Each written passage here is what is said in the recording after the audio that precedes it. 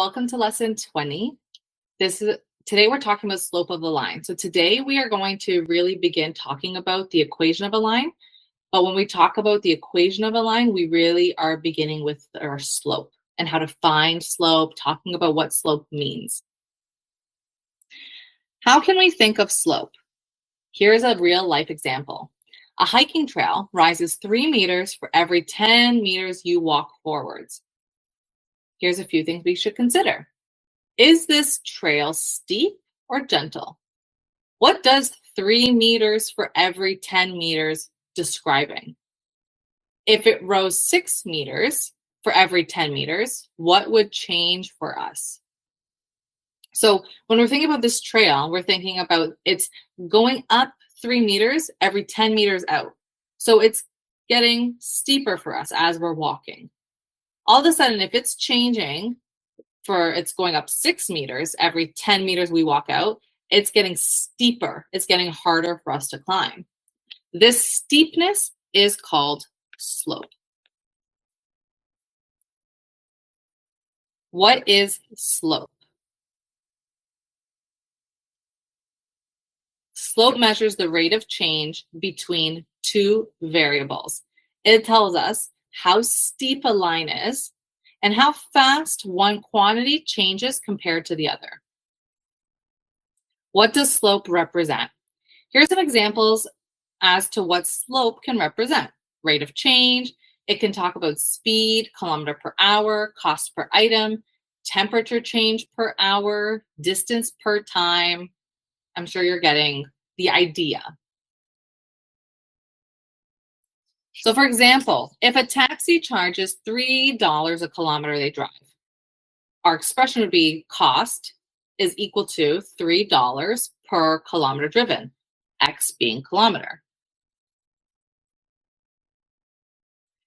So our slope here is 3, meaning the cost increases $3. It has an increase of 3, a steepness of 3 for each kilometer traveled. To find slope, we have a formula. We actually have 2 formulas. We have rise over run, and we have this formula over here. Slope is always referred to as M. So M can be rise over run. M can also be that y2 take away y1 over x2 take away x1 equation. Let's break this down. M represents the slope. Rise is how much the line goes up. Run is how much the line goes across. The other terms in the equation represent 2 points on a line. So when you're using this equation that I circled, that means you're working with 2 points on a line and you're plugging in information to find the slope using 2 points on a line. So point 1 would be labeled as x1, y1. Point 2 will be labeled as x2, y2. And this will make sense when we start working with it. So those are the 2 methods for calculating slope. You can do the rise over run on a graph, or you can use the 2 points on a line and find your slope that way. For calculating slope using the rise over run, you choose 2 points on a line, you mark those spots on a graph, and then you count the vertical change. You count the rise, and then it equals your change in y. Then you count your horizontal change, your run, and that will be your change in x. You will divide those 2 numbers, and that will give you your m. So for example, to find the slope of 2 points marked on a graph showing these coordinates, the first thing we need to do is find our rise and our run. So our rise, to find our rise, we use this, y2 take away y1. To find our run, we use x2 take away x1. We use this.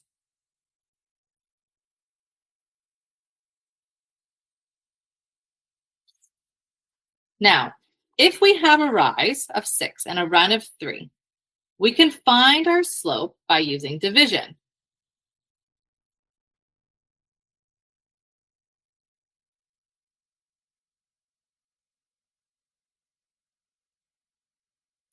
I'm going to go back to this here for a second. Find the slope of 2 points marked on a graph showing these coordinates. I want to label these.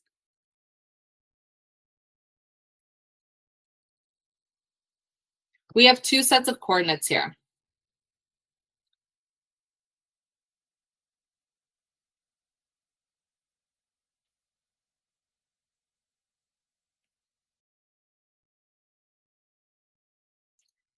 So our first set of coordinates will be labeled x1 and y1. Our second set of coordinates will be labeled x2 and y2. Now that we have our 2 sets of coordinates labeled, we can plug it into our rise and run formulas and find our rise over run. y2, which is 8, take away y1, which is 2, gives us 6. So our rise is 6. Our run is x2, which is 4. Take away x1, which is 1. 4 take away 1 is 3. So now we have a rise of 6 and a run of 3. We can find our slope with our slope equation. M is rise over run, division, rise divided by run. 6 over 3, we just plug that in. So 6 divided by 3 is 2. So our final answer, our slope is 2. The second method is using the slope formula from the coordinates. So using the y2 take away y1 over x2 take away x1, using that equation, using 2 coordinates. Find the slope between these coordinates. So the first thing we need to do is determine the following information. y2. So these are our coordinates right now.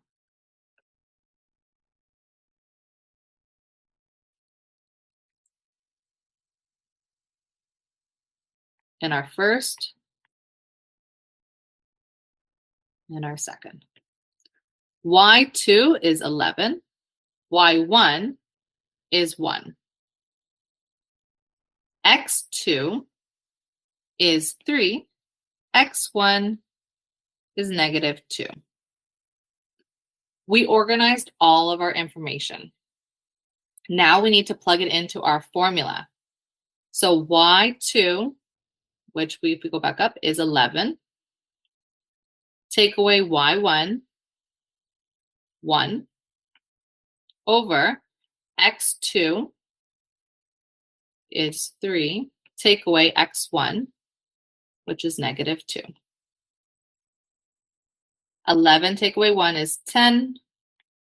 3 and take away -2 is actually 3 plus 2, so that's 5. So 10 divided by 5 is 2. Our final answer, m equals 2, therefore the slope is 2. And our third method, finding the slope from the equation of the line. So this means just by reading our equation, we can try and find if we were already given the slope. If the equation is in slope-intercept form, that is this. If the equation is set up in this format, then we can find our slope because the slope will be in there already. This setup is for the equation of a line. The slope is the number m in front of x. B is the starting value and your y-intercept. So for example, find the slope of this line if we're given this equation. So this is just a matter of reading. We have to just find it. So if we look at that equation, we have to find the number in front of x. we know that's our m, we know that's our slope. If we look, the number attached to the x is 4, so we know our slope is 4. Just by reading the equation, because it's set up, it's formatted in slope-intercept form. So now it's just a matter of reading the equation given to us and determining what the slope is. So our final answer is 4.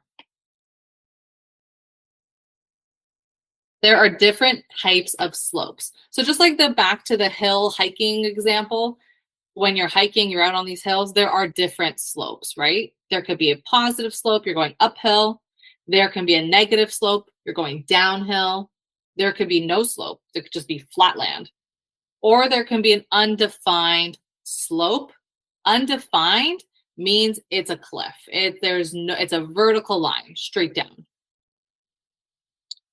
So positive slope means the line rises from left to right and it's going up. As one variable increases, the other increases. Negative slope means the line falls from left to right. So it's a negative number. So that means that as one variable increases, the other is decreasing.